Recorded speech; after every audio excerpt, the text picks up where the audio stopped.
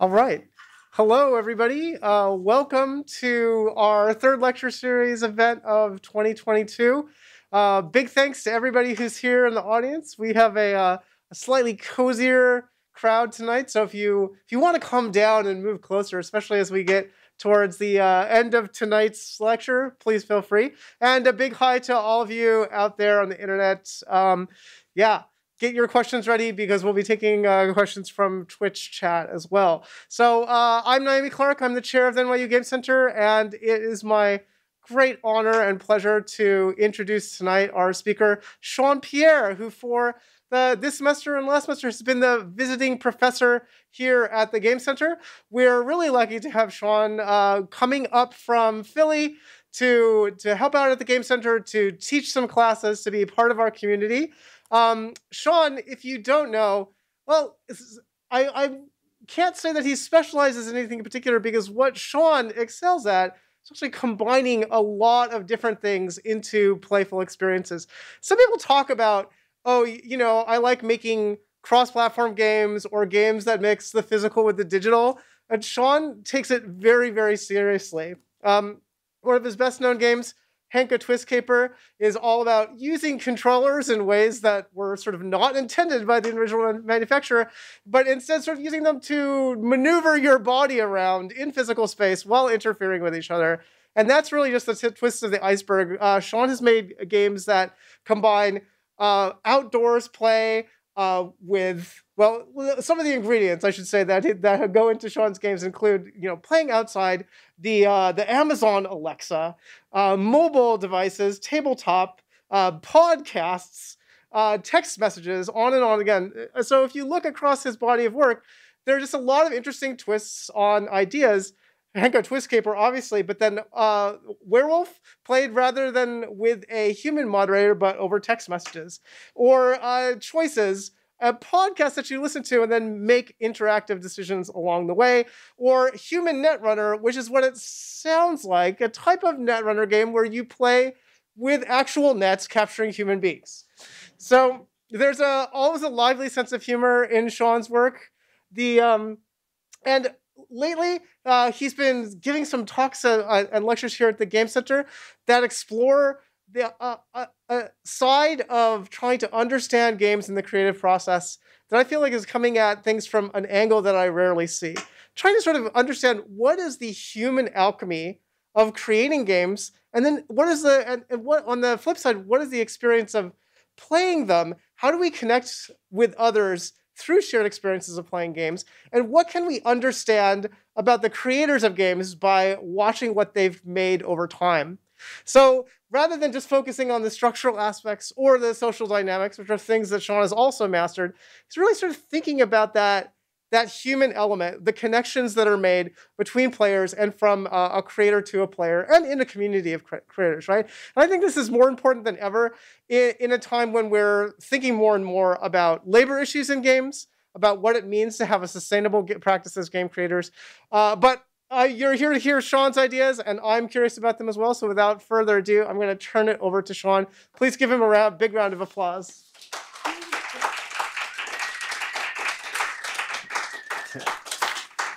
Hi, everyone. Thank you for that. That makes me sound much cooler than I think I am. Okay, cool. Yes. Hello, everyone. Once again, my name is Shawn Pierre, and I figured since it's still my first year here, technically, we'd just go over me and a bunch of stuff about what I do. My office is 628, so if you want to hang out with me, you can just go visit me there. So, oops, I don't have all my slides up. Sorry. Where are my notes? Sorry about that. My notes disappeared. Okay. Let's just do this again. Resume slideshow.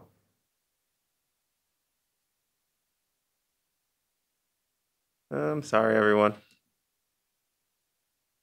Yeah, there it is. Okay, cool. It disappeared. Okay, great. All right, sorry about that. Okay, yes, Office 628. Hang out with me. I also do a bunch of community game stuff in Philadelphia. There's a much smaller community in Philadelphia than New York.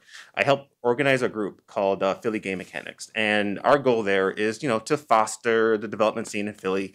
We support both hobbyists and independent developers, meetups, game jams, social gatherings, most, of course, of which have been virtual. But it's a really strong community-driven group. In addition to help organize, I have to manage general paperwork and have meetings with our fiscal sponsor and apply for grants. And I've also been teaching at a middle school in Philly where we make games using Pico 8. Outside of school and games in general, I find myself baking a lot of bread. So this is like my bread gallery. It slowed down a bit, but my baking will hopefully pick up maybe in a month or two. My favorite loaf to make is cranberry walnut. It's summer up there. But you can see some really interesting ones like charcoal, and this one has sweet potato. It's pretty cool. I'm also into dancing, tap, and breaking. It's been a bit since I've taken class, but I do get practice at home, and one of the games I think I really want to make is actually some sort of physical action game that involves tap dancing probably, but in a more technical sense when you're learning a lot of the fundamentals about the moves. And I also do a bunch of music stuff for myself or other projects, and of course, my own games. So yeah, back to my own games, I guess, and the things I make. As Noemi said, I'm a bit all over the place in what I enjoy making, tabletop or digital, physical, things I'm probably not supposed to make games with. This is a game that was just mentioned. One of my favorite festivals actually to go to has been Come Out and Play, which hasn't been run for a while, but it's still up there. And I have a bunch of work that fits this festival. In 2019, that's when I ran the game called Human Netrunner, where we try to capture people in nets while other people try and capture agendas. In 2014, that's when I ran Hank and Twist Caper, and it was the physical game using PlayStation Move controllers. I was also able to bring that to other few festivals, which is pretty cool. And in 2015, that's when I ran the game called Urban Werewolf, which was a version of Werewolf played with an automated moderator, but using SMS. So I can talk a little bit about this because people often wonder how it works. When the game started, you received a phone call, and it was letting you know if you were a villager or a werewolf, while everyone also received a text message with a role and a 4-digit code. So you could be the florist, or you could be the doctor or the carpenter, and maybe your code could be 4838, right? So then during the day phase, you received the job, and the job was to find someone else and text their 4-digit code. So I could receive a message that says, find the carpenter and send their code. So I'd go around, I would ask for the carpenter, ask for their code, and I would send a text with their code. That counts as one task done. Collectively as a group, we need to do 12, or else a villager was randomly eliminated. And then during the night phase, the person who's the wolf needs to discreetly send a text message with someone's code to the moderator. Day phase comes about, that person's eliminated, community makes their accusations, guesses, etc. And then everyone sends in the code for the person they want to eliminate, as with traditional werewolf. And just like with traditional werewolf, the game ends when the werewolf is gone or the number of wolves and villagers are equal. I have some more traditional work. There was a math music puzzle game I released a few years back. There was a word game I worked on. I was part of a contract and I worked on a quiz game at Graceland for Elvis. But you play on this big interactive LED floor. I originally pitched a dance game, but I guess they thought that was too much and just thought I should stick with this. And all that weird spacing you see is because we were trying to build in social distancing. In a couple of months, I'll actually be showcasing a tabletop game called Blank versus Blank. It's a 1-versus-1 deduction game, and it's based on the Fifth Amendment, so it pulls some things from there. And it'll be at the Shall Make Shall Be Festival at Federal Hall in early July. And then I have some work that fits the category of I'm never ever going to sell this, and I probably can't show it anywhere else except for this one thing I'm making it for. All right, so the Alexa game. I have a roguelite adventure game using the Amazon Alexa and voice control, where you search your island for friends while collecting supplies. And it's probably best if you play with a pen and paper because you get a bunch of notes. And these are some videos. I could just run through a couple of them.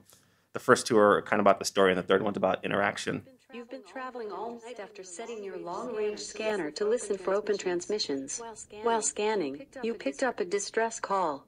The call happened to come from your friends who were having a party on a private island. You couldn't make it because you didn't receive an invitation until after they left.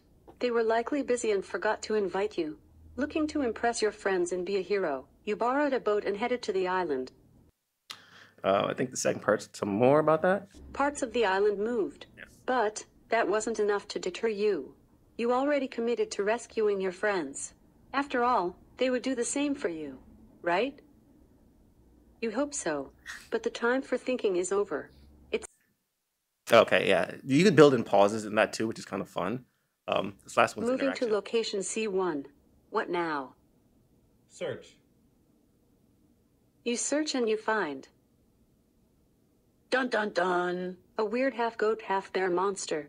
It has a dangerous, hungry look in its eye. It looks like you can't get out of here that easily. What's next? Run. It's time to run. You take 2 steps to your left, then 2 steps to your right. You then take 2 steps back, then a third. A leaf falls onto your face, and while you're distracted, the beast makes its move, jumps at you, but misses. You scream out in terror, but take advantage of the beast losing its balance after missing its attack. You're safe for now, but you hope that you don't run into this situation again. Moving to location E2. What's your next move? Yeah, so sometimes you get caught by the half goat bear monster, but yeah. So this is some fun. This was made for a game jam several years back. Then several years back, actually, for the digital component of the Philadelphia Fringe Festival, I showcased a mystery game that I built in Twine that is based on sending and receiving messages with an unknown person, but it requires you to play outside of your screen. So yeah, the board, it's all over the place. You know, these games, the mediums, even their availability, they all started from a different place, and they were created for different reasons. You know, a lot of this is on purpose. I really enjoy trying to make games in different styles and of different genres. I got tricked into playing Elden Ring, and while I'm enjoying it, I'm not sure if I'd actually be able to make those types of games exclusively. I mean, sure, I'll play them, and I don't think I'll make a series of them though, which is okay because the teams behind these games, they're great and they're really doing a lot for the medium, so they don't really need me right now. But there are also a bunch of themes and emotions that I want to hit. One reason why I think I jump around from place to place. It's a bit easier for me to get different emotions if I jump around from one style to another. Well, I mean, at least that's all part of the plan when I start working on a project. When I'm being responsible, I'll do my best to have the goals written down, and maybe all the potential player emotions. But it sometimes I mess up. I'll take a look at the last project and I see what I wanted to do and then what feelings I want to hit and develop. And then I try and avoid that in my new projects. Sometimes I fail, sometimes I succeed. And then there's a space in between that I find myself in all the time. Not too long, I just started designing a game based off the town I grew up, right across the Hudson. It's called Weehawken, the place where Hamilton and Burr had that duel. We have a whole rock dedicated to it. You should check it out if you run out of things to do. But I started looking at all my past work, and I began that process, and I started seeing a pattern. And then I did my best to try and make all my projects different, and the work was different, but I couldn't help but see patterns, unintentional. Of course, many games, they tell a story, and my work, they had those stories, but also the stories I didn't notice were there. Right. So yeah, let me go into more detail. So I want to take a look at the PS Move game, come out and play, and I could talk about more about how it works. Let's say I'm holding a controller. Normally it's 3 teams of 2. Everyone has a single controller. And when the game starts, every team needs to find the right way to hold and twist their controller. So maybe someone's holding it straight up, or maybe someone has to hold theirs 45 degrees down, but the big button is pointing like up, or maybe someone's holding theirs straight down, and the big button's pointing left. But then once you find that position, you have to hold your controller there and you start filling up a secret meter. And then as your team takes the lead, the lights on the controllers, they start flashing that color and they blink faster and faster. And there are a bunch of audio cues. There's an in-game crowd that yells the color. So if blue is in the lead, it'll yell blue. And then there's music, gets faster, more layers jump in. So the tracks are mainly percussive, and everything speeds up as the team gets closer to victory. So, you have a lot going on. You hear music, you got lights flashing. And the really, really big thing, as you can see a little bit here, is that you can actually physically interfere with your opponent. So you have to get up in their face and move their controller around. Probably not the best game to play during pandemic. But, what's the story here, right? What did I want to say, or what emotions did I want people to feel? I thought I wanted people to feel a bit frantic. I want to draw out their competitive nature, in a really, really raw type of way. So that's what I want to do with this game. And maybe that's what I also want to do with some other games. But other games that I ran that come out and play, like Human Netrunner, Urban Werewolf, with those games, I wanted to create games that maybe lived in mystery and strategy. Though I think after all the games were played and I saw them in action, it turns out that while I did manage to hit some of those themes, there was something else I continued to include. What seemed to keep happening was I was making games that were all about deception, or I guess better yet, manipulation. Not the manipulation where you hit a button and a thing happens, but the kind of manipulation where people are only looking out for themselves, where they could only trust a few people, or maybe even no one. Or maybe the type of manipulation where someone's goal is to control the space using tricks and all their tricky thinking.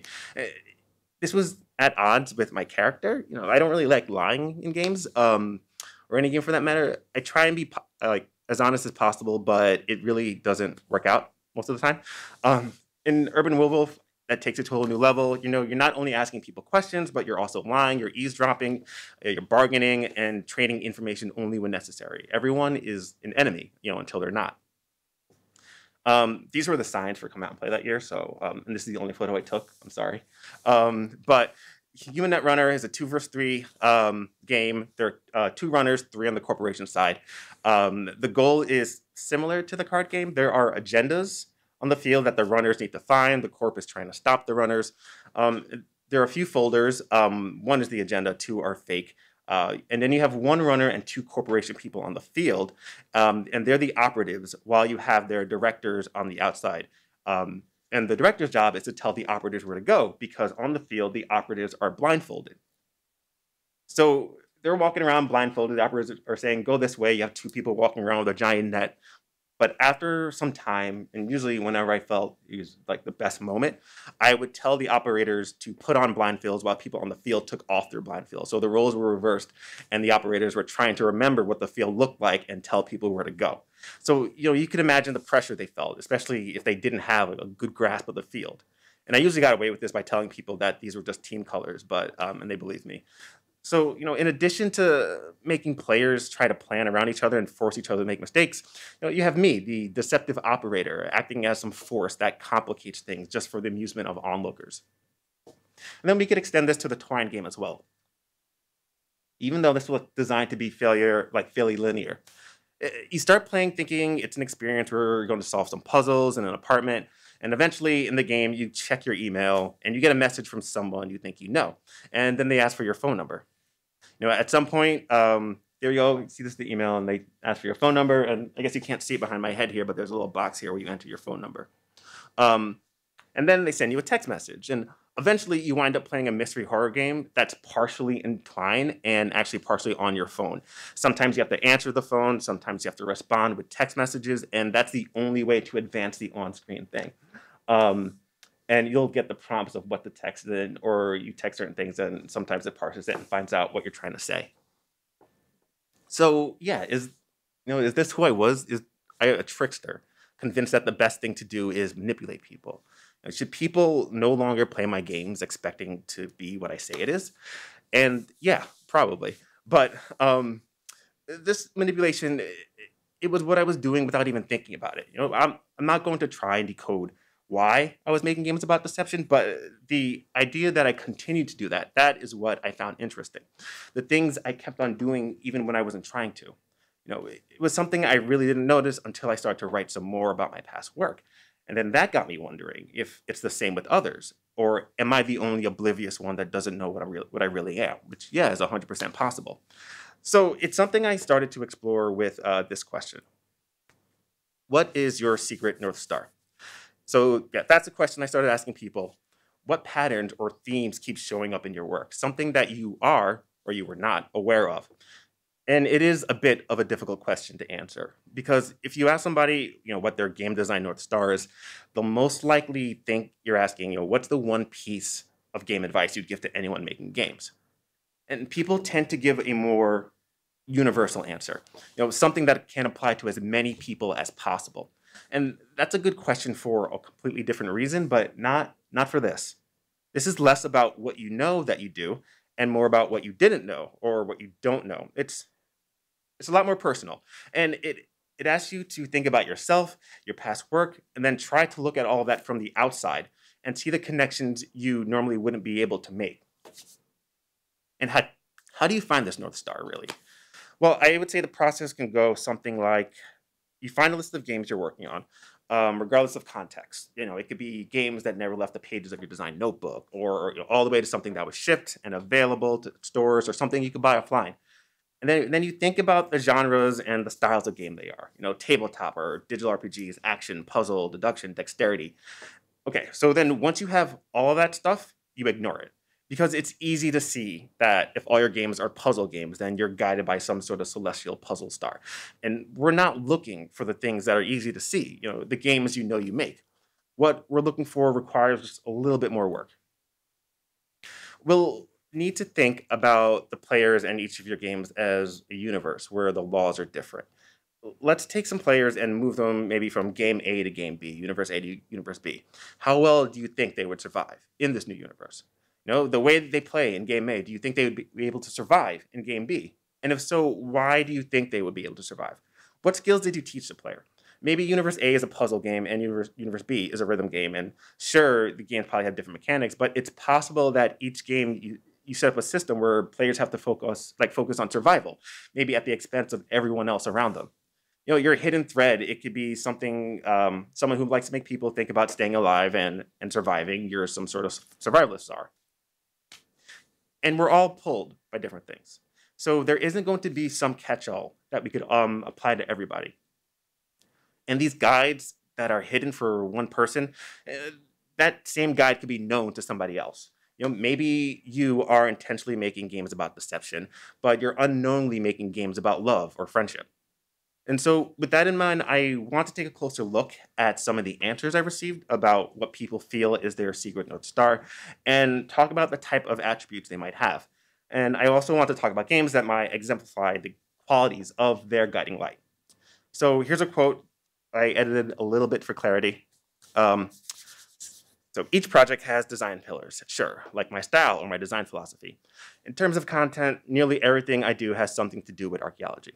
But the thing that I spend a lot of time in search of is meaningful narrative harmony. Right now, we're playing It Takes Two, and I'm like, this is the most amazing game I've ever played. It's so harmonious, it's brilliant. I guess I'd really try to be guided by the principle of interaction with purpose. Okay, so this first one, what would I call their secret North Star?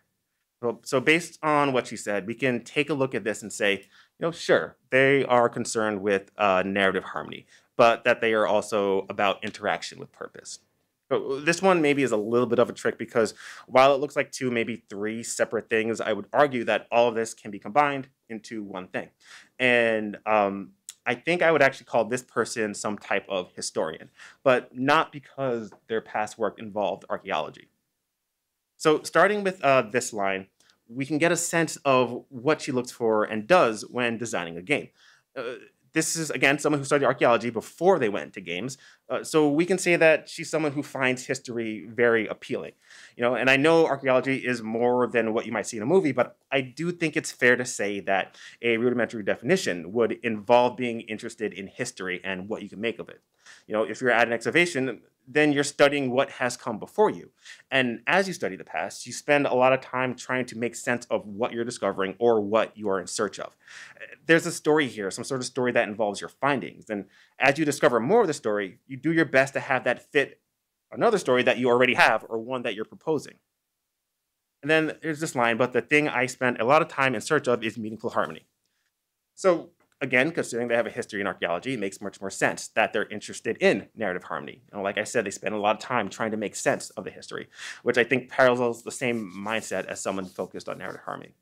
So maybe we should think about a specific game example. All right, so like a lot of people, yeah, I'm playing, I guess, Elden Ring, right? And at the beginning, there's a cutscene about a ring, and I think it broke, and it's old. I wasn't really paying attention, but then you get into the game, and there are a bunch of player conversations and people telling you about how you're silly for trying to do certain things, or they're super mysterious, and maybe you're not paying attention because you notice they have 4 arms, and that's all you could focus on.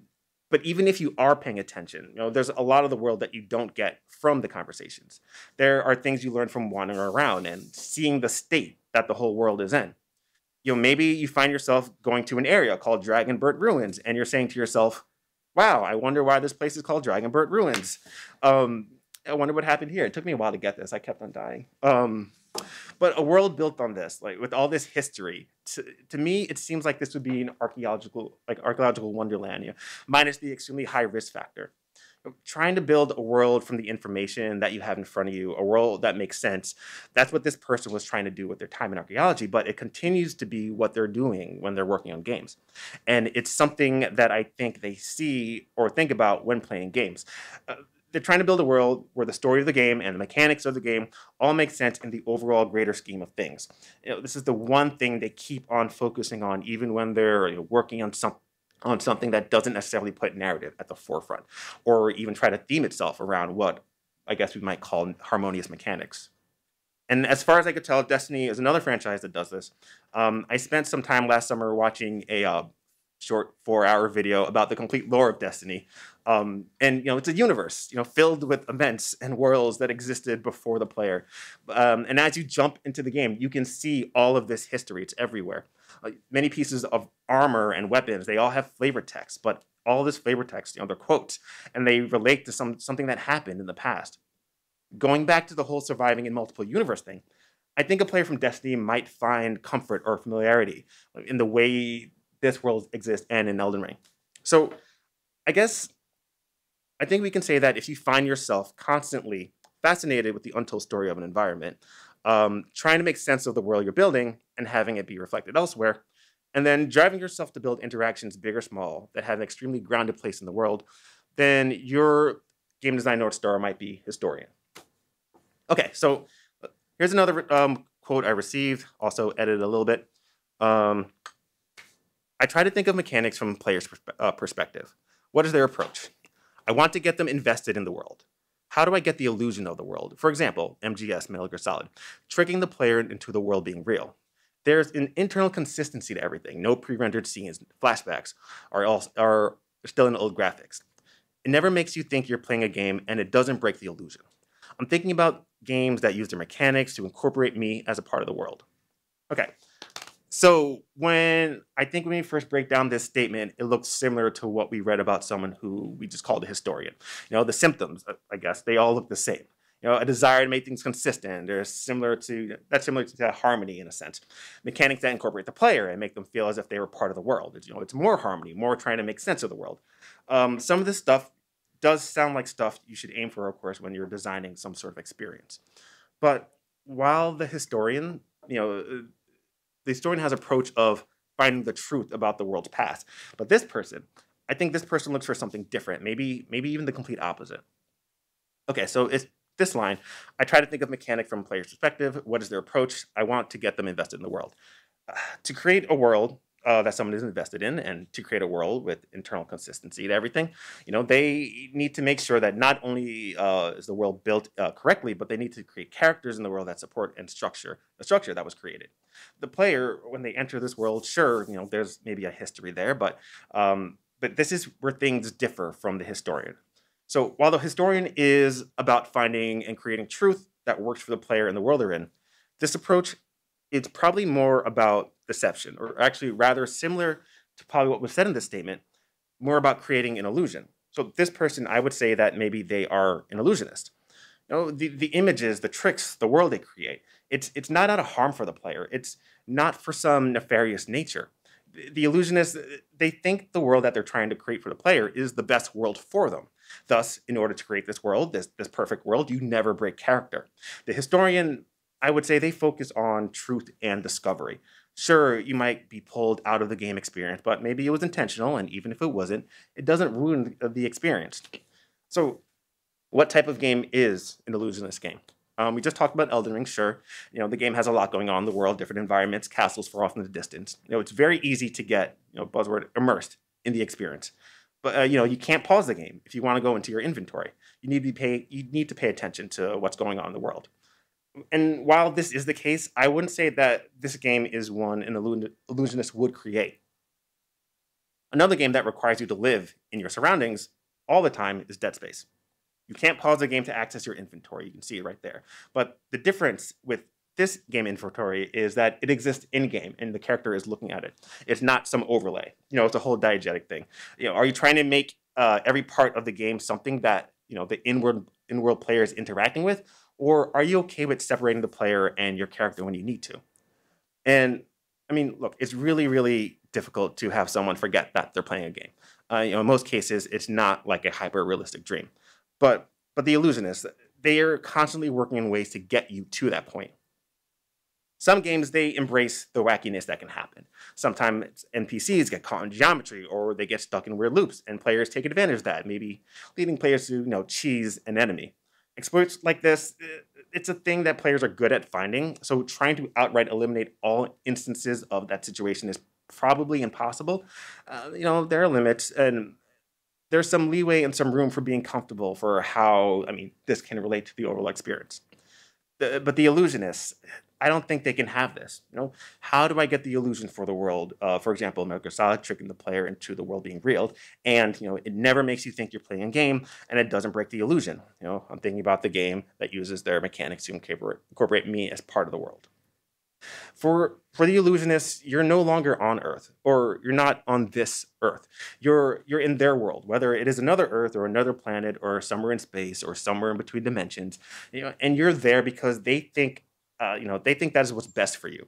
This can go as far as flashbacks. At least with this person's quote. Even when you lose control over the player, you're never suddenly brought into a world that has 3D models with a higher poly count. It's the same characters that you've been using the entire time you've been playing. Or maybe something like this where the game invades your world, and now the game world and the real world are trying to be one and the same. So I would say that if you are trying to trap a player in a world, never having this game break its own character, and you think you know what's best for the player, maybe, then you might be an illusionist. Okay, another quote. Thinking about the approach to level design and creating a spectacle for the player. I want to mix things up and create variety, but also maybe to a detriment. I ask, why is all of this stuff here? So this quote, it's a little bit difficult to properly share examples of games without going into the minds of designers, as they make something. But I still think that we can talk about it and break it down considerably. This person, he took this quote and thought about it in their approach to level design. I didn't mention what the other roles had, and maybe we can get into that later, but for this one, mentioning it makes sense. So meaningful components, that's something that has been a common theme among all of these quotes, which makes sense. People are often looking for ways to make their moment in their game meaningful. How you get there and what contributes to something being meaningful, that's all subjective. And the way this person gets to what they consider meaningful for the game is by constantly asking the question, why is all of this stuff here? This question, I think it can do a great job, actually, of leading people to creating work with a lot of variety. So all of this questioning, this causes him to constantly cut things from the level. The platform, why does it need to be here? Does the player really need to go there? This door, does the player even need to use a door? And as the quote says, this might even be to a detriment. Constantly asking why, whether this actually gets in the way of his development or not, I can't answer that question. Probably not, because he's still working on a bunch of games. So after you're constantly asking why and you're constantly cutting away from what's in your level, you're left with something that's at a really, really efficient level, something where each object, platform, path, etc., it's all there for a reason. It's something that the player will interact with in some meaningful way. This, of course, doesn't mean you can't have anything that resembles complexity. Though the levels here are built in a way where every piece feels like a necessity. This is all in context to designing a level, and the paths that the player will go through, not necessarily talking about like background content or environmental art. So I keep on using Mario Maker here because, sure, it's not necessarily designed for players to go through like the other games I mentioned, but if you played some Mario Maker levels, you'd see examples of something like this. You'd see levels that are just chaotic, utterly just chaos. But what's weird is that some of them look like chaos, but they're actually crafted extremely carefully, where everything is extremely important to the player. Almost to the point where if you remove a single thing, the entire level breaks down and is no longer functional. I think the person who gives this quote, we can call them maybe Socratic, right? And I think this works because not only are they constantly asking why, but as the quote says, it can possibly be detrimental. Not the same way as certain historical figures, but nevertheless, it could be something that gets in the way. The idea of constantly asking why and responding by removing elements, I don't think actually this also hurts their mission to have variety. I mean, you could go about designing something where to create max efficiency, you only make what is needed for the entire game and reuse things only as often as you need to. But we're not right now. We're not talking about efficiency across an entire game. We're just really thinking about individual levels. So, I mean, I am splitting hairs a little bit, but maybe the way I see it is this. Something that I tell people in some classes is that there are many ways to do the same thing. We can complete the same task by accessing different components or writing different amount of code or by switching the object that we're actually trying to move around. And sometimes when designing levels, we combine previous mechanics with new ones to ease players into learning these new mechanics. And there's the potential to create multiple overlaps, especially once a game gets increasingly complicated. And it's easy to fall back on using elements over and over with the danger of making future levels feel exactly the same. But again, there's many ways to do essentially the same thing. If they're hyper efficient when designing a level, cutting things that aren't necessary, this frees up a lot of other mechanics and elements to use for later design. So now you can design levels where players, do something similar or maybe the same as in previous levels, but they're navigating a space that feels new, it feels fresh, because it's something that you didn't include in another level because you didn't have to or you felt it wasn't important. It wasn't a necessity to complete that level. And you get that variety, that feeling that you're doing something different. At least I think that's the goal. So I guess we can say that if you're constantly asking yourself, why is this here? You find yourself cutting things until what remains is absolutely necessary. And you might be looking to create a well-organized, efficient spectacle, then you might be Socratic. Okay, this next one's a little bit longer, but I felt that if I broke it up, too much would be lost. Okay, so when I first started playing video games, the thing about them that felt so exciting to me was the moments of control and autonomy they offered me at a time when I had relatively little of that since I was a kid. Even as I gotten older, these moments of seeing how my actions create outcomes is still satisfying because in normal adult life, you usually have little insight into what made things go the way they did. So I guess for me, I looked for ways to incorporate moments where a player's actions clearly create an outcome. I think that can be shortened to I look for ways to offer my players a clear understanding and chance to reflect on how their actions have impacted outcomes within my game. It's a sensation people don't get in many other mediums, and the reliability of being able to understand the outcomes of your actions and use them to predict the future is lacking in most people's real lives, which is harsh. Okay, so this, kind of sounds straightforward too. As I said, one thing that most games have over other forms of media is the autonomy. More than other. More than other tools actually that help us experience the other media. We are all normally thinking about player actions and their controls, and if players are usually thinking about controls, is being aware of player actions affecting gameplay really something you could call a design choice secret from yourself? Well, first, I want to say that I don't think the statement stops at being aware that you're giving players control.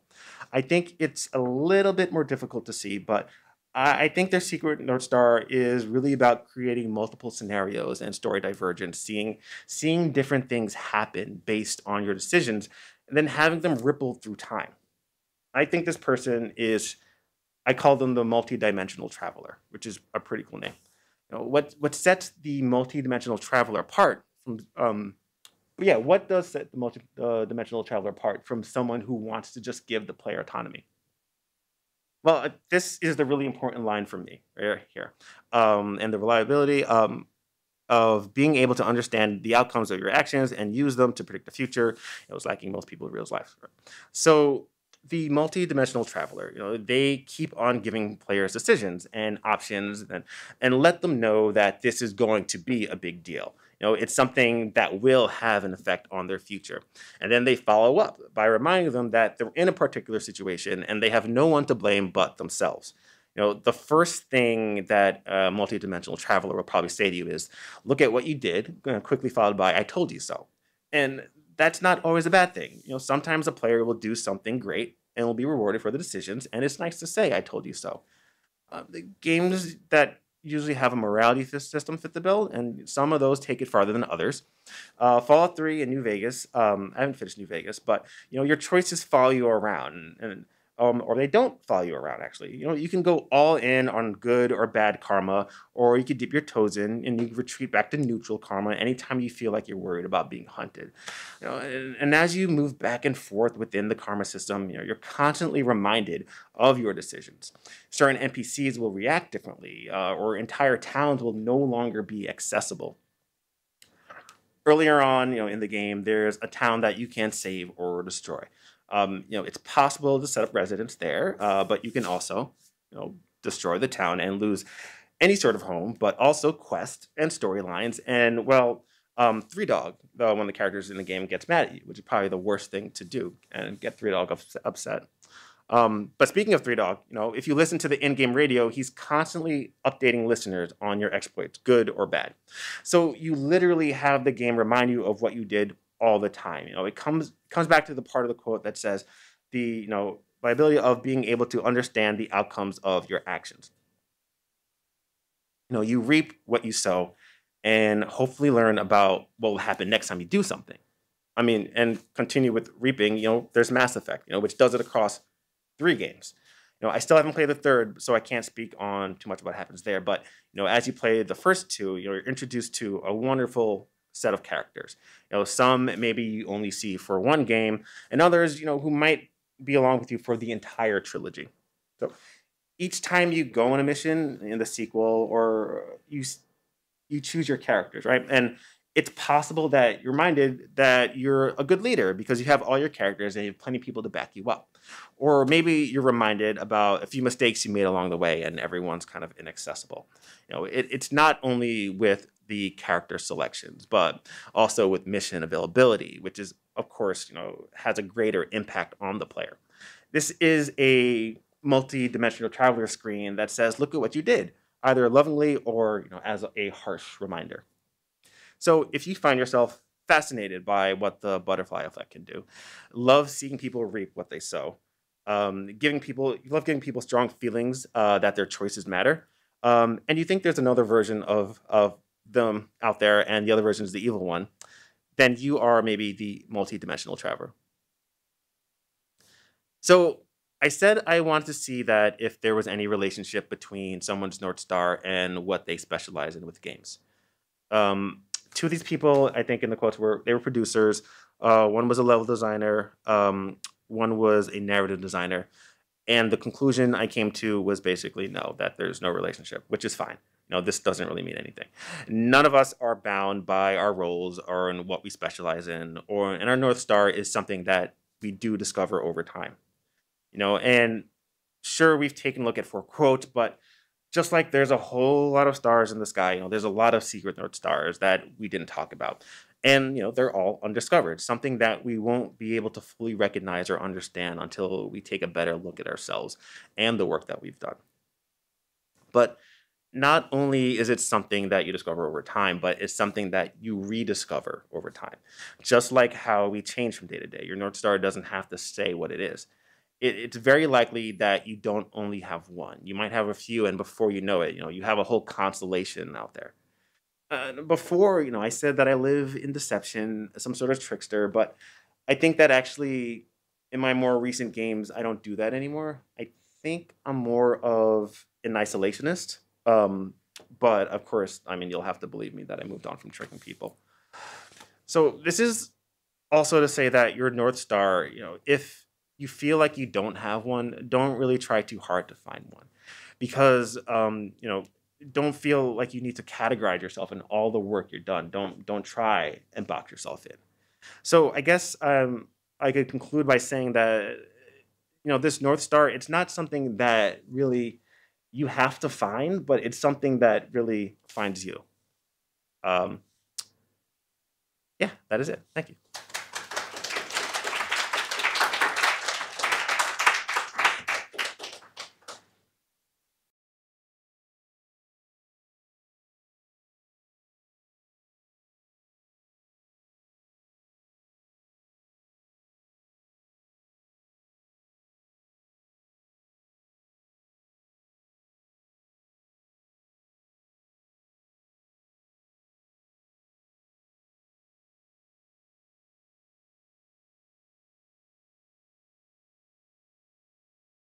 Shawn.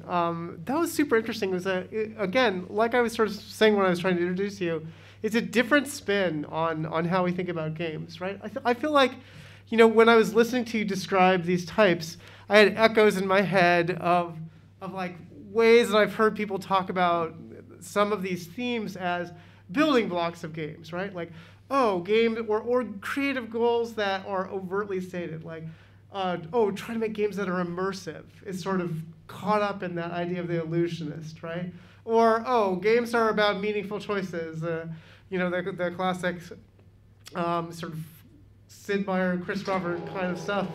That's a little bit tied up in that idea of the multi-dimensional travel, right? But I think, I'm wondering if we could sort of put a finer point on it. These are not like techniques for making games, right? And they're not necessarily schools of thought, like, I subscribe to this way of thinking. It's more like what you find meaningful or important personally in the craft of making a game, in the experience that you're trying to make for people. Does that sound right? Yeah. I wouldn't say that this is something that you would go to a class and say, everyone here needs to fit these 5 different categories of game designer. These are a lens. These aren't lenses necessarily, the specific lenses. There's something that will evolve, and maybe you move from being an illusionist to a illusionist traveler of some kind, or maybe you're some sort of multi-dimensional deceptor or something. So a lot of this is really, I would say, configurable to the point where everyone here has their own unique type of North Star guidance thing that they could find out if they look at all their work. Do you feel like there's something like, when you think about it consciously, for instance, and I assume that the Trickster is one of these. I feel like that's a classic one for a lot of game designers, right? That goes back maybe to even the mean dungeon master figure of the late 70s, right? Being like, there's a trap in that chest kind of thing. But when that rises to the conscious level, when you're like, I've been thinking about games in this way, do you feel like that pushes you in a different direction? Is that something that you think happens to other people? I mean, for me, sometimes it depends on how far along in I am into something. If I'm really far along, then I'll just go all the way in and then just try other ways to be the trickster. But it might vary. I mean, if I'm not far along in, I'll probably take a step back and say, do I really want to do this again? Do I really want to go down this road? And it's not like a dark, dangerous road, but do I really just want to do it myself? I think it's possible to push it away depending on how far you are in a game, and also, I guess, depending on your past work too. If you see that you're, again, making a game about friendship, maybe you're just tired of friendship and you want to make a game about people being enemies. And you thought you were making that, but no, this is actually about friendship. So now you need to restructure a bunch of things. Do you feel like that's in part because, as creative artists, people sort of feel like, oh no, I can't just become known for this one thing. I'm putting myself into pigeonholes. Is that where your reaction comes out of? Because you were saying at the very beginning that you're always trying to do something different than you did in the last project. And I'm wondering how much you feel like that's true just of you, or it's something that you see in other people you're in community with too. Well, for me, I never really thought I'd be pigeonholed. It's not something I actively think I'm trying to avoid. It's really just, I guess I'm not actively trying to avoid it, but I do like trying to make a bunch of things with a bunch of different materials or a bunch of different mediums. I'm not thinking, oh no, I'm going to be known as the Twine phone guy, or I'm going to be known as the net guy. It might not be a problem for you because every game you do is kind of substantially different somehow. I might actually revisit some of these and try and expand upon them, because I know I haven't really used my Amazon Alexa at all. I got it through the game jam and I haven't used it since. But I know the voice has changed. That was really robotic, what we heard before. And I'm pretty sure a lot has changed and it sounds a lot more fluid. So I do think I want to revisit it, but I don't think that'd be me becoming that person again, making the same type of genre. Sure, and you might be going for a different kind of emotion, or maybe in a completely different North Star. Because these are all sort of things that you could say I'm going to try a different approach. because all these things are sort of appealing in some way. Like we can kind of understand the appeal, even though I feel like around here a lot of us poo-poo the illusionist idea as being kind of a big budget spectacle, like pretend there's no one behind the curtain kind of thing, so that might be a little bit remote from a lot of our practice, but still we can sort of, maybe by naming it, we can kind of appreciate what it is about that approach and think about what would that mean to like layer that into our own work. Yeah, I know. I think that makes a lot of sense. I mean, there's always an appreciation in the things that you don't. I shouldn't say that completely, but I do appreciate. I'll just stick to games. There are game genres that maybe I don't play as often as others, but I still appreciate what they do and what they try and do, and I learn things from them. And every once in a while, I'll find a game in that genre that just makes me rethink: do I really not like this? I think this is actually pretty cool. I would say that even if there are these ideas that you don't subscribe with, there are still things in some of all this that you can take away and put into your work and your stuff and in any of your designs. Right. So you were saying at the end that you feel like you've moved from being a trickster to a illusionist? Isolationist. Okay, yeah. That's what you said. I wasn't sure if I misheard you because I thought you said isolationist, but then I was like, well, what's an isolationist? I think, I think so in not necessarily just having to make single player experiences, but single player experiences where what you're doing doesn't really connect you to anyone else, and that's, I guess, intentional. And it's not because I'm trying to hurt anybody or trying to make anyone feel sad, but I'm trying to make people spend time by themselves and maybe just think about themselves. Or maybe even in that two-player game with the questioning and stuff, you're at odds with the other person, and they're not trying to help you out, you're not trying to help them out, and maybe there's some sort of deception stuff in there, but I do want people to feel a little alone. They're the only ones that they can rely on to get themselves out of the situation, or they're the only one they could rely on to fix everything that's going wrong. Interesting, yeah. So there is a sort of current in games of that for a long time because of the history of single player games, right? That it's sort of tied in with the idea of challenge and adversity. Like you're gonna have to figure out how to do this, and like overcoming things and learning self-reliance and that feeling of solitude. But then all of these things sort of have a little bit of a flip side at the same time, right? And I'm wondering, this is one of my things. Like I feel like there's a lot of paradoxical structures within games. So it came to mind when you were talking first about the trickster and the sort of deceptive stuff, and how you like to play honestly, right? And when you're playing, say, Werewolf, and even if it doesn't work out that well, and that didn't surprise me knowing you. You're like a very forthright, straightforward person, and so. But I think that there's something there, right? That the fact that you like to play with the stuff of deception. I'm gonna guess, and tell me whether you think this is off base. It's partially because that allows you to create a shape in which honesty can really stands out in some way, right? Against that backdrop, whatever you could be like, in order for there to be light, there must be darkness, or whatever, right? Like that kind of, if you want to go full on cheesy fantasy literature. But what do you think? Is there something to that?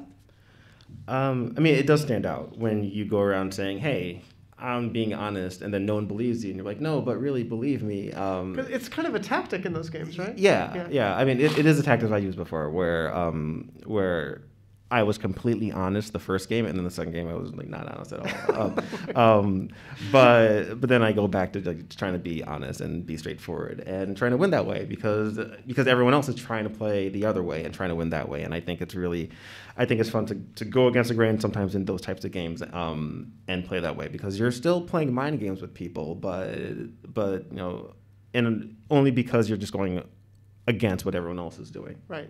Yeah. Interesting. And so sometimes in game design classes, we might look at that as oh, that's related to ideas of game theory, right? That how do you figure out whether you can trust someone to cooperate and all of this kind of stuff.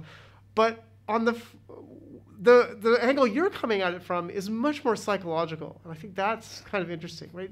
Like, do you feel like for yourself, and then the other people who you had quotes from, who are it's sort of mysterious, like you didn't put their names on here, right? But I assume they're people who you know. Yes. Right? Yeah. Do you feel like there's something about that arises from your personality or your individual psychology that because you said it's not about like what role you play in a game team, right? It's not about level designers or game designers, and for sure that makes sense because these kinds of things that are appealing about games kind of cross like lots of different disciplines.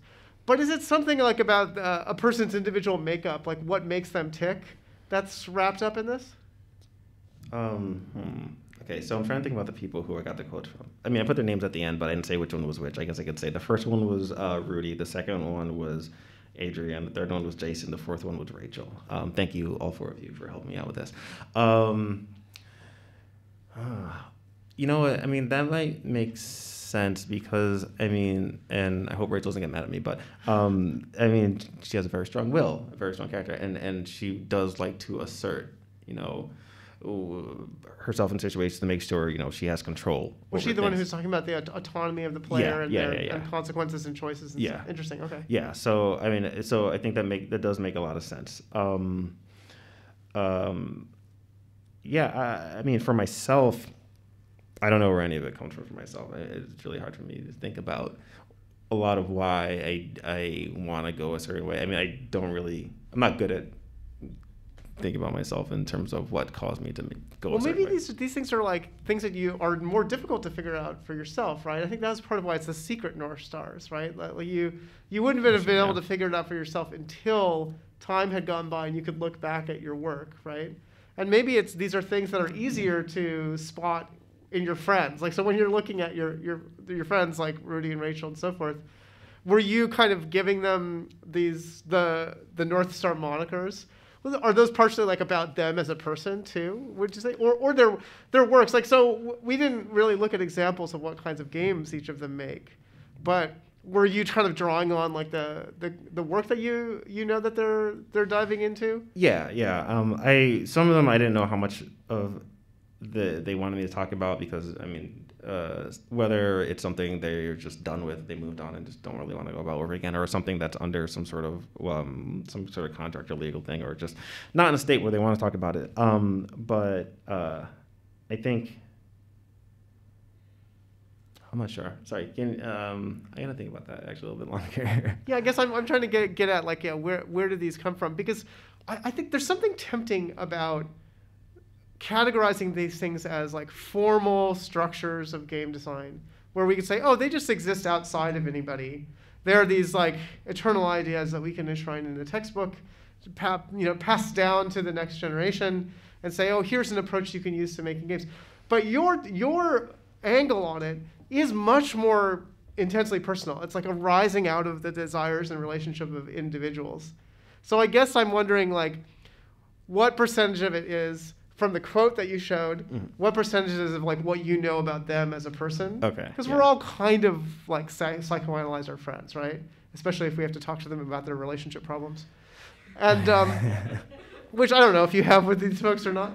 And then some of it is, of course, their games, right? And that's why I love to play games that my friend made, that my friends have made, right? Especially Robert Yang. Shout out to Robert Yang, like constantly exposing his psychology through his games. But what do you feel like? What's the mixture there between those three things when you were trying to arrive at these names? Okay, I think I understand. Well, yeah, I mean, I would say that the work I've seen them do, I think it also, I mean, I think it did help me complete everything that we saw up there, because the quote only really gives you, I guess, a certain angle, and it would be, I think I would have to go through each of their games and look at all these specific scenarios. It would have taken a lot longer, I think, to actually get everyone else to get a proper read on them. But I think, hopefully, I spent enough time around them and listened to them speak about their work and stuff to understand that, hey, I think this is where they're going with this, and they gave me this quote, and even if some of them I asked them a question over maybe a Discord chat. Other people it was over like a text a thread or something. So so some of them are, a little bit more structured and organized. And then I was able to take that and talk about it with some more. Like this, I didn't just ask them this question to walk away. Right. Yeah. I conversation. Yeah, there was conversation, Yeah. some more stuff about it, and trying to really understand about why. Do you make them like lie down on a couch and tell you about their family history and stuff? And I usually charge them $100, and say, come back next week. Nice. Well, I want to open it up to other people's questions. I feel like I've been like satiating my curiosity.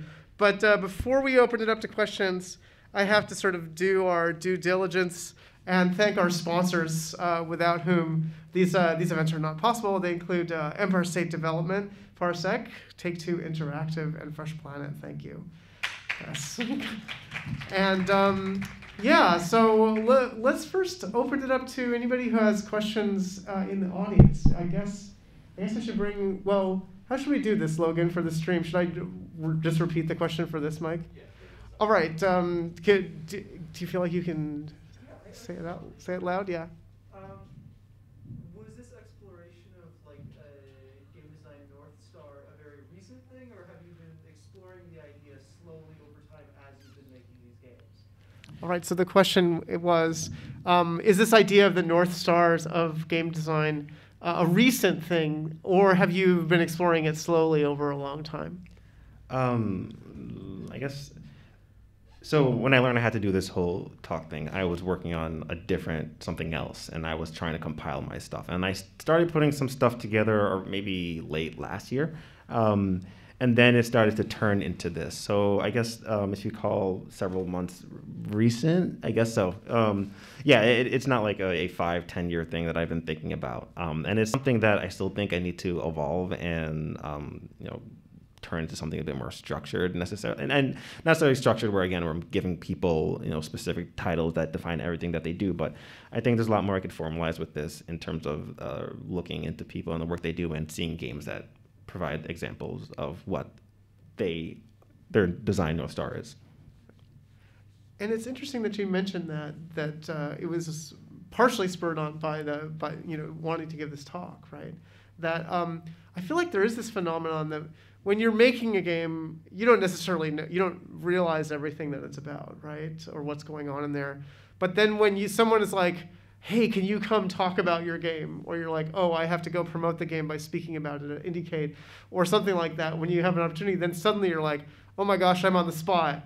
I better try to consciously think about what's going on here. And it becomes something completely different. I feel like I've heard that story before.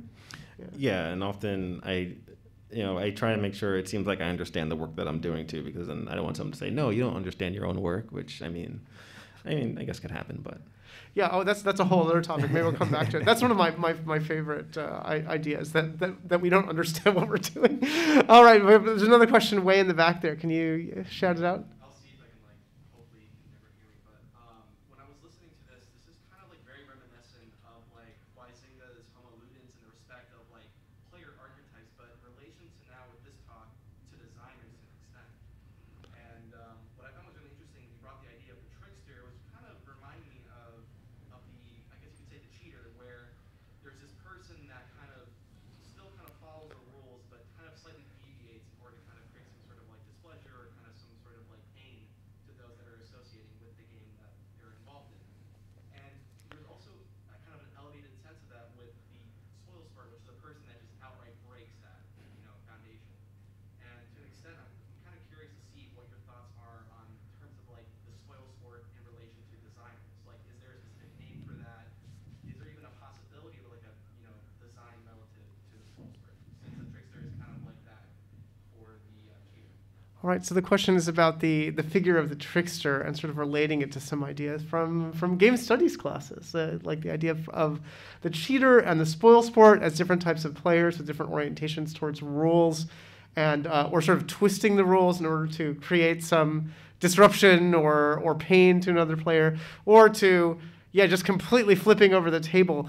Yeah, how does that relate to the design mindset of the North Stars? What do you think? So I would say, as someone who's trying to trick people in games, it was more about, hey, this is what you're going to do. Oh wait, never mind, you're not going to do that. That I think was more of a straight trick. And I think if someone were to be the spoil sport, I think they would punish you even if you did everything correctly. I think it's not, because with the tricks, I think there's still a chance to overcome the obstacle that gets in your way. Like trick or treat, you get the trick or the treat, you can overcome it by giving the treat. But with the spoil sport, it looks like you're doing everything right, you feel like you're doing everything right, you're getting encouraged, and then all of a sudden, they say you did it, but still you get punished for all the things that you did well. That's what I mean. So I would say that's what a spoil sport would do, maybe from the design side. Off the top of my head, I'm not sure if I could think of any examples. Of a total spoil sport game designer? I mean, I guess this is what people complain about, is when they feel completely like they had no chance, right? Like there's an old Final Fantasy boss that's like there's absolutely no way to defeat him, right? Ultros in Final Fantasy VI or something. And I think that was so controversial because of that sort of like, well, it doesn't matter what you do, this is just like you're being smashed, that there's been a trend in role-playing games ever since then to be like, well, you could beat this boss, maybe, which maybe veers back towards like a slightly different attitude, right? Yeah, I guess I guess there are those games that I don't know if other Final Fantasies did this, but some of them, those characters that level with you that know, if you fight them at level 10, they're level 15. You fight them at level 200, they're level 500 or something, and you're doing everything right. I mean, a bunch of games computers cheat. They know what cards you have. They know what your next moveset is. They know what random number is going to pop up. And I mean, maybe games that rely on the cheating and making sure that you can always pull the proper. There was Yu-Gi-Oh on the stream, the Game Center Live the other day. If you could always pull the proper like trap card to stop them from getting like that, that's the spoil part. I mean, actually watching that Yu-Gi-Oh stream is a good example, because you can do a ton of things right. You could summon 5 monsters all right away, and then all of a sudden the computer just does that and summons 5 better monsters and 2 traps that just destroys everything, and you lose in 2 turns. 2 turns, and that is that's not a good feeling at all. I mean, especially because the animations take a long time too. So you just sit there and you're thinking, wait, can I even play this game? I'm just watching like a movie, and then you lose. Right, because that points out that we're still often thinking about digital experiences or single-player ones in relation to this idea of fair play between 2 human players. So then, that's why people say like, oh, the AI cheats, right? Yeah. What does that literally mean? Well, it just means that it does things that a human player couldn't, right? Yeah. All right, let's go to the next question. Right down here. Hello. Something that struck me about this talk is that like some of the most important lessons you can learn as a designer and your relationship with design is like art and intensely personal. And so I'm curious, like as an educator, how do you approach a classroom full of students that have different motivations and relationships with games and design, and how do you like encourage them as their professor to sort of have this relationship with their North Star, be it consciously or subconsciously? Ooh, that's a good deep question. So let me see if I can repeat it. So we're talking about how intensely personal a lot of the reasons for making games are in these North Stars. So the question for Shawn is, as an educator, how do you approach a classroom full of students who maybe all have different things that they're trying to figure out? Maybe they don't even know exactly what their North Star is, but the possibilities are quite wide-ranging, right? So I think in a bunch of classes, people think that they have to make me happy, right? In terms of, if I give Shawn what he wants, he'll give me the A and we'll move on. And if I make, Shawn likes these styles of games, or he thinks this is interesting, maybe I'll do that. But I tell people a lot that this is probably the best place to fail in terms of your ideas and the things you want to do. You shoot for a really weird, funky idea. I mean, don't fail the class, like not do the work and show up. But I mean, you could go for something that maybe other people won't necessarily say this is something I really want to play, or something you'd see. Things are much more acceptable now than they were years ago. I mean, there's a big, itch.io that has a bunch of space for people who want to make really, really different, creative things. I tell people, I ask them what they want to do, and I say, it's okay, go ahead and do it. If you fail, it's fine. I want to see you give it a shot. I want to see you do the thing you want to do. I tell people to be a little bit selfish every once in a while, because they're here to learn and to experience a bunch of things, and failure is something that they'll need to experience, like doing something that they really want to do and then having it not work out, and then maybe they'll go about it from a different way, but they're putting more of themselves into it because now they're trying to overcome their own maybe their own past failure, and it might not be like an actual failure. Maybe they failed to themselves, but they're failing on their own terms, I guess, in a way, and not failing on my terms. So I that's how I hope it does that. I hope it encourages them to try and go for what they want and not necessarily just do what they think the school wants them to do. I'm not telling you to be like bad in classes and not listen to anybody, but yeah. Yeah, so I mean, one of the best things they could learn then is like what really drives and motivates them, what interests them, what's sort of what North Star is calling to them. Yeah. Interesting. All right, I saw a couple other hands up. Yeah, back there. Do you think that when you find your North Star, it sort of influences you again for that to immediately change? Because you're sort of consciously processing what your North Star is? Yeah, I guess this is similar to the question I asked earlier. So when you find your North Star, does it prompt you to change it? I guess this is related to the idea that we're psychoanalyzing ourselves. Because part of psychoanalytic theory, right, is like, oh, you're doing things because you have a lot of unconscious motivations and feelings, and then once they rise to the level of consciousness, then you could like get rid of that bad habit or let go of that feeling or whatever, right? Yeah, for me, again, it's how far I am into the project, and if I think if I should become someone else, or if the game should represent something else that I think it should be. I think it also might depend on people and how many things they've made, because or how many things they feel like they've made, I guess, because people work on a lot of things, and that's why I said in order to find it, pick everything that you've worked on, things that you worked on and didn't finish, but things maybe that you did finish and they're somewhere available. Don't just stick to the things that you feel are finished. Look at everything that you do, because every little thing that you do is influenced by something that there's something maybe unknown that's influencing you and driving you that way. So, I mean, again, yeah, for me, depends on how long I've been in the project, and I think for maybe some people, it depends on what they consider their body of work. And then if they look at their body of work and think, oh, this is what everything is, if they feel like they have fewer things in body of work, I think they'll just go along with it. But I think if they have a lot of things that they consider their work, they'll maybe think about changing things up. I have a follow-up question. Have you ever made a game where you felt like you were getting something out of your system, like the idea of catharsis, right? Because that could be kind of related to this, right? You're like, I just really want to make a game about this, or I'm working through this idea and now it's like out of me.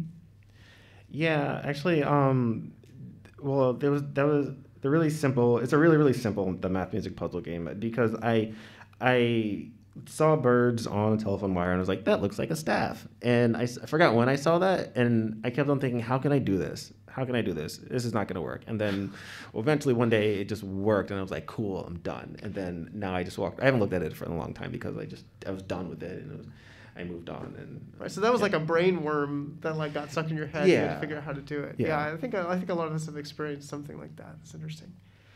All right, maybe we should see. Are there any questions from chat?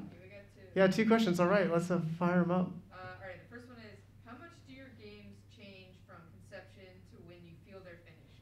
All right, so the question is, how much do your games change from conception to when you feel they're finished?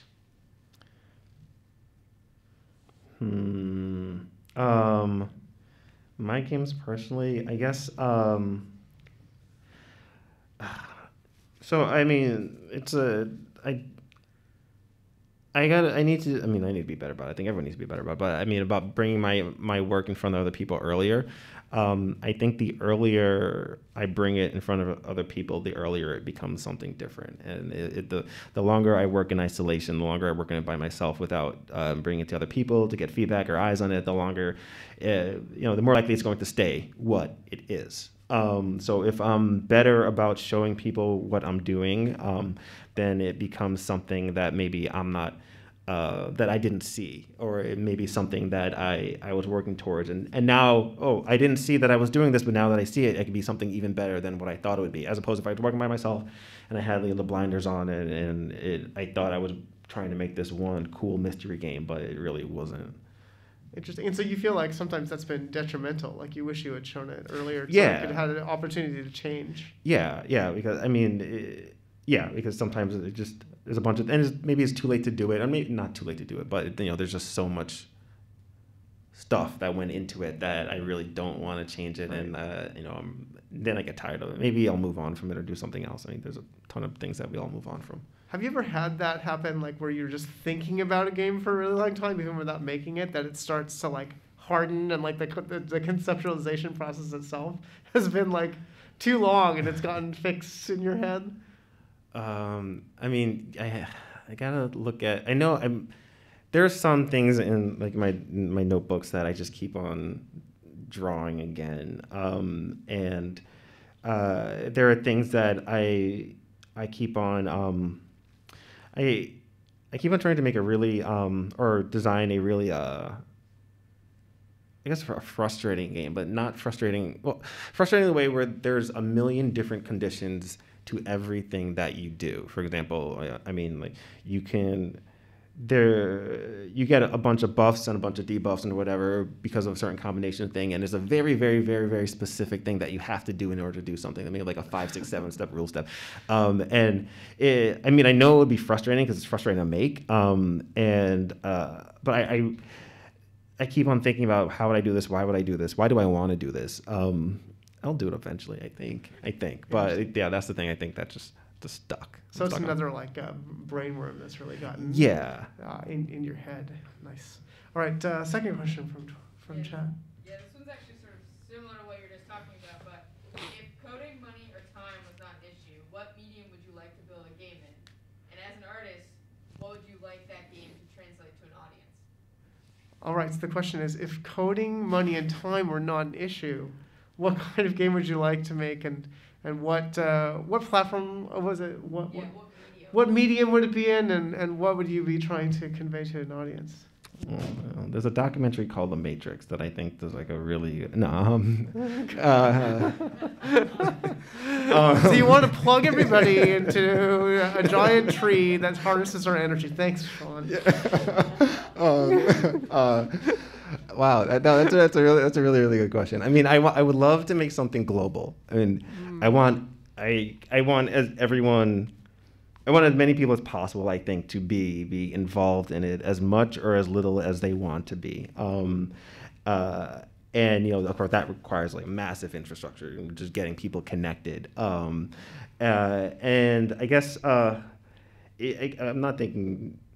I don't know. Just something that just everyone plays. Everyone plays together as much as they want to. It's maybe and they're not an MMORPG like that. It would be in the real world. I mean, a split between the real world and the digital world, where sometimes you could be at home and take part in it, but then sometimes you could go outside and then do things with other people. So it's like, do you catch Pokemon and go around? Yeah, and sometimes little monsters and just spin things. It would be something global. It would be something like that.